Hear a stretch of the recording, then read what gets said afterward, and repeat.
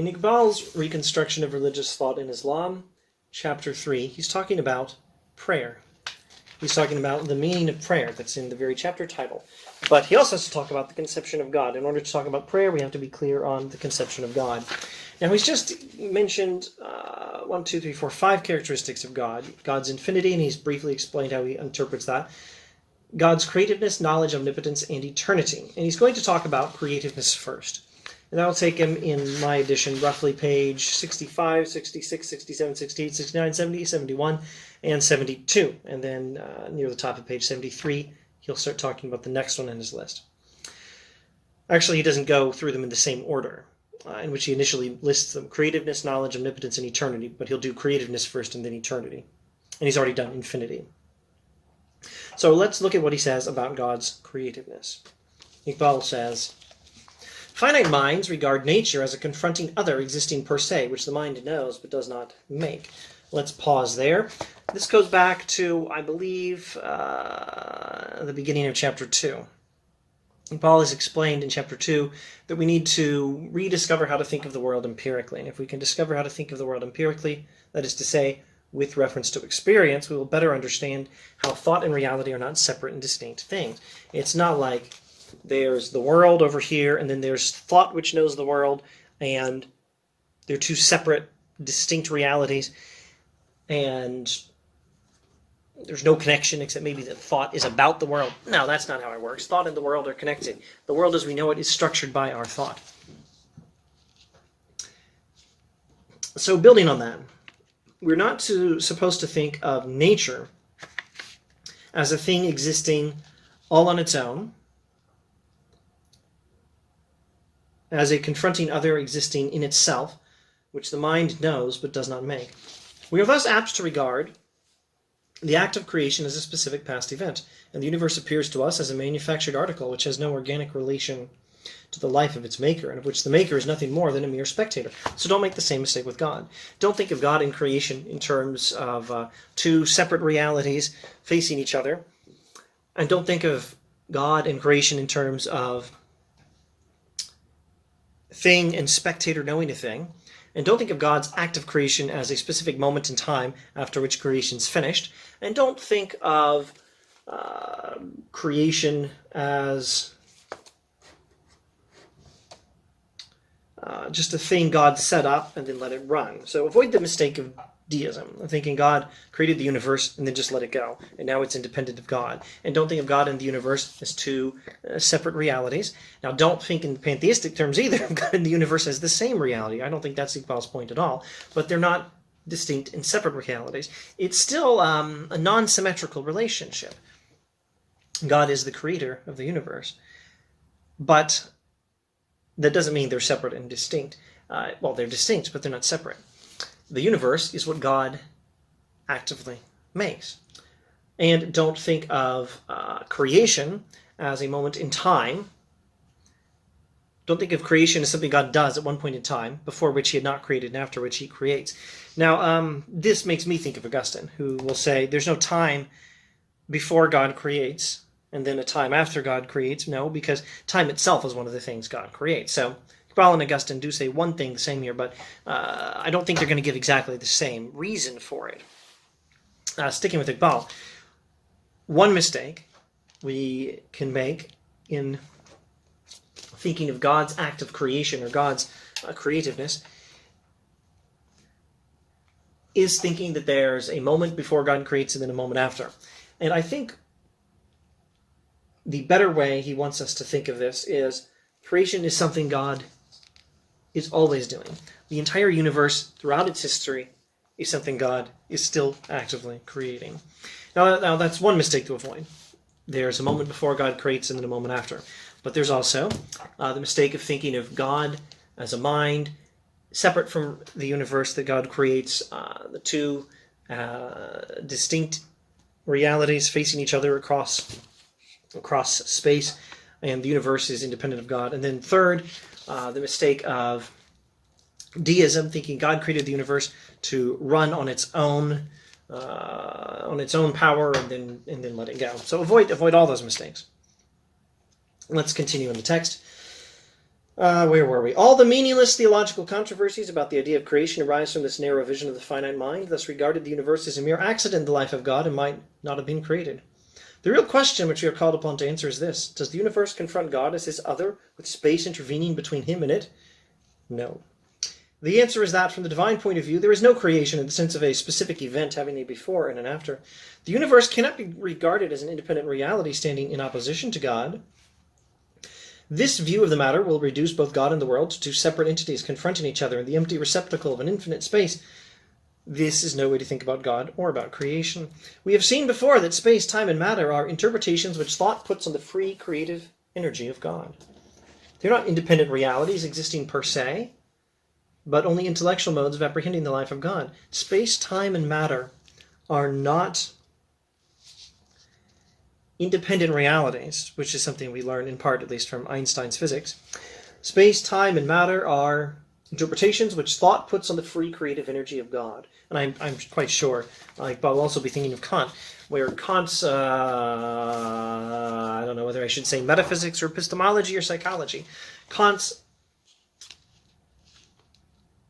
philosophy tells us that things like space and time are mental categories that structure the world as we know it. Now, there is a world independently of our perception, but we don't know it. The only world we know is the world that is structured by our perception, because the idea of space and the idea of time are built into our very ability to think about the world and to perceive the world. That's Kant. So Iqbal will, no doubt, with some very clever commentary and some clever distinctions, agree with Kant and Einstein on these points and make some distinction between one way of taking that and another way of taking that, and disagree with Kant and Einstein on, well, maybe I shouldn't say he'll agree on these points and disagree on other points. Maybe I should say he'll agree with Einstein on this topic in one respect and disagree in another respect. Agree with Kant in one respect and disagree in another respect. At any rate, he's taking this line which we can at least connect to Einstein and Kant. We've seen before that space, time, and matter are interpretations which thought puts on the free creative energy of God. And now, creation is the result of God's free creative energy. And space, time, and matter are not independent realities existing through themselves, but they are intellectual modes of apprehending the life of God. When we perceive reality, we perceive it through our ideas of space, time, and matter. And we are perceiving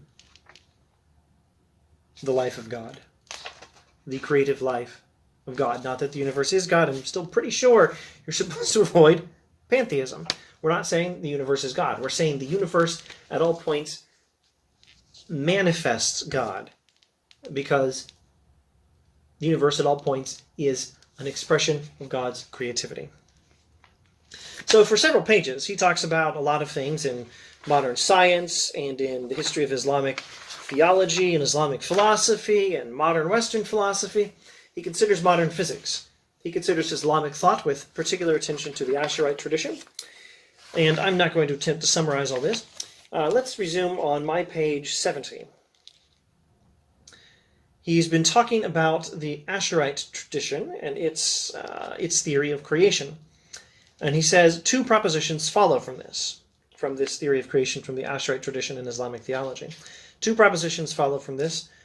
One, nothing has a stable nature. Two, there is a single order of atoms, i.e. what we call the soul is either a finer kind of matter or only an accident. One, nothing has a stable nature, at least nothing created. Two, things God creates are all a particular kind of atom. So the soul doesn't have a lot of space left to be in. So about that first proposition, nothing has a stable nature, Iqbal says, there's an element of truth in the first proposition, etc. I regard the Asharite thought on this point as a genuine effort to develop, on the basis of an ultimate will or energy, a theory of creation which, with all its shortcomings, is far more true to the spirit of the Quran than the Aristotelian idea of a fixed universe. The duty of the future theologians of Islam is to reconstruct this purely speculative theory and to bring it into closer contact with modern science, which appears to be moving in the same direction. So modern science appears to be moving in the same direction as traditional Islamic theology on the idea that nothing has a stable nature derived from certain points of Islamic theology and developed by the Ash'arites and their theory of creation. But the second proposition that comes from Ash'arite theology, or follows from Ash'arite theology of creation, is not so good. There's a single order of atoms, i.e. what we call the soul, is either a finer kind of matter or only an accident. And, you know what? Don't assume the word accident means something that didn't happen intentionally. It probably means an inessential quality. It means accident in the accident as the antonym to essence. An inessential quality is probably what he means by accident, not something that was that happened unintentionally. But you can read over earlier passages in chapter 3 if you want to confirm that. Anyway, the second proposition, he says, looks like pure materialism, which is bad. So the second proposition doesn't look so good. And then he gives this interesting argument. I think I'd better rewind to my page 64. Some of these paragraphs are rather long, but I think we're in the second paragraph of chapter 3. Iqbal says, modern science regards nature not as something static, situate in an infinite void, but a structure of interrelated events out of whose mutual relations arise the concepts of space and time. Modern science regards nature not as a fixed thing, but as a structure of interrelated events. And from the relations between the different events in this world, we get the ideas of space and time. Iqbal adds, and this is only another way of saying that space and time are interpretations which thought puts upon the creative activity of the ultimate ego. Space and time are interpretations we put on God's creative activity. Space and time are interpretations our minds put on God's creative activity. So that's part of the background for his argument here. And he's going to give this argument that reality is non-physical, reality is essentially spirit. In my text, it's on pages 70 and 71. Now, if you want to pull up the text of the Reconstruction online, it's public domain material, shouldn't be too difficult. You could do a Control F for "It is my belief that," and you should find it. He says, "It is my belief that the Asharite view that the nafs is an accident is opposed to the real trend of their own theory, which makes the continuous existence of the atom dependent on the continuous creation of accidents in it." Never mind that sentence. But you can search for that sentence if you want to find this passage and read for, 5 or 6 sentences. He gives an argument that time comes from psychic life. Therefore, psychic life is more fundamental than motion. And therefore, etc., etc., reality is essentially spirit, not matter. He says Rumi is far more true to the spirit of Islam than Al-Ghazali, and reality is therefore essentially spirit, but of course there are degrees of spirit. And he says, after making this critique of that second materialistic proposition from Asher that accidentally follows, unintentionally follows from Asherite theology. I don't think it was intentional. He says the world is spirit, and the world, the fundamental nature of reality is spiritual, not physical. And the world in all its details is the self-revelation of the great I Am.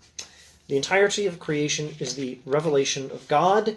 Every atom of divine energy, however low in the scale of existence, is an ego. But there are degrees in the expression of egohood. Throughout the entire gamut of being runs the gradually rising note of egohood until it reaches its perfection in man. That is why the Quran declares the ultimate ego to be nearer to man than his own neck vein. Like pearls do we live and move and have our being in the perpetual flow of divine life. Thus, a criticism, inspired by the best traditions of Muslim thought, tends to turn the Asharite scheme of atomism into a spiritual pluralism, the details of which will have to be worked out by the future theologians of Islam. And my word, other details that some philosopher needs to work out at some point, if any of them have the time and ability. I don't have the time. I doubt that I have the ability. Something that needs to be worked out is how this compares and contrasts to Leibniz and William James. in their pluralistic view of creation. Creation is made of lots of different things. That's what pluralism means in this metaphysical sense of the term pluralism. Okay, so critiquing, explaining Asherite theology and critiquing it, he says we've come to spiritual pluralism. That is to say, ultimately all reality is spiritual or mental, and it's made up of different things. It's not all one, it's got multiple elements. In other words, it's not pantheism. From a purely scientific point of view, I cannot say what the final answer to this question will be. Well, I guess I maybe should ask the question. It may, however, be asked whether atomicity has a real seat in the creative energy of God or presents itself to us such only because of our finite mode of apprehension. So this idea of a spiritual pluralism and atomism is somewhat tentative, and from a purely scientific point of view, I cannot say what the final answer to this question will be. It's possible that his tentative analysis of creation as spiritual atoms, psychic atoms, it's possible that this view will not stand up over the long term, but he continues. From the psychological point of view, one thing appears to me to be certain. Only that is, strictly speaking, real, which is directly conscious of its own reality. The degree of reality varies with the degree of the feeling of egohood. Now, reality comes in degrees. This is an idea I find in lots of Western philosophers, Augustine, Boethius, Plato. Reality comes in degrees. Iqbal agrees. Reality comes in degrees, and ultimately, reality requires consciousness. Reality requires requires that the thing that is real be aware of itself. Therefore, human beings are a pretty big reality, pretty significant reality. Human beings are great realities. Not great in the conventional modern English sense of the term. Great sort of means cool or awesome. No, I mean more in the Augustinian sense of the term. Great. Great means grand. Great means significant. Great means important. Human beings are great realities. Less than God, but second only to God. Man, therefore, in whom egohood has reached its relative perfection, occupies a genuine place in the heart of divine creative energy, and thus possesses a much higher degree of reality than things around him. Of all the creations of God, he alone is capable of consciously participating in the creative life of his Maker. Only consciousness, strictly speaking, is real. A human being is the highest reality after God. Now, this is Iqbal's very philosophical analysis of things like modern science and traditional Islamic philosophy, with some references to Western philosophy. And I don't think I've even begun to explain, possibly even to understand, rather a lot of it. But I can make this comment, which is probably really important. This is yet another nifty statement from a philosopher or a theologian, in this case more a philosopher than a theologian, in the tradition of Abrahamic religion, of the idea that God is the greatest reality, the ultimate reality, and human beings are made in the image of God. And human beings are the pinnacle of creation. Human beings participate in the work of God more than anything else does, more than dogs and horses, more than trees, more than rocks, more than staplers and teacups. And with that, I suppose it might be prudent to wrap up this video, but I think I've talked about so much. Let me see if I can find 1 to 4, I'll aim for 2 or 3 summary statements of all of this. First, in these pages of chapter 3 of the Reconstruction, Iqbal has told us that God's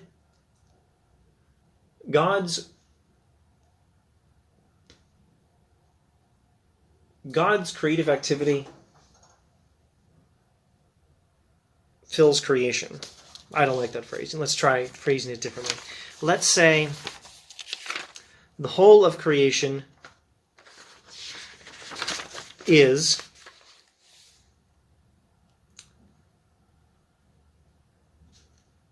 the creative work of God. Second, when we know God, we know creation. Sorry, when we know creation, we are knowing God. In some way, to some extent. You can see here how he's, as always throughout this book, eagerly trying to reintegrate empirical knowledge of creation, with a special respect for science, with empirical knowledge of God. And third, reality is fundamentally spiritual or mental rather than physical. And human beings, well, human beings are those mental realities that know God best and can participate in the creative work of God. And that's our job in the world. We are, in some metaphysical sense, the image of God, which means we have special faculties for knowing God. Yes, I'm pretty sure that's something Iqbal would say. That's the sort of thing Augustine will say, etc., etc. But we also have the capability and responsibility to act in the world. The human being is the image of God, has responsibilities to live. Not just to think or to know or to be, but to do. And of course, thinking, knowing, being, and doing are not meant to be separate things either. Well, I need to shut up. We'll do more Iqbal next time, I expect. Thanks for watching.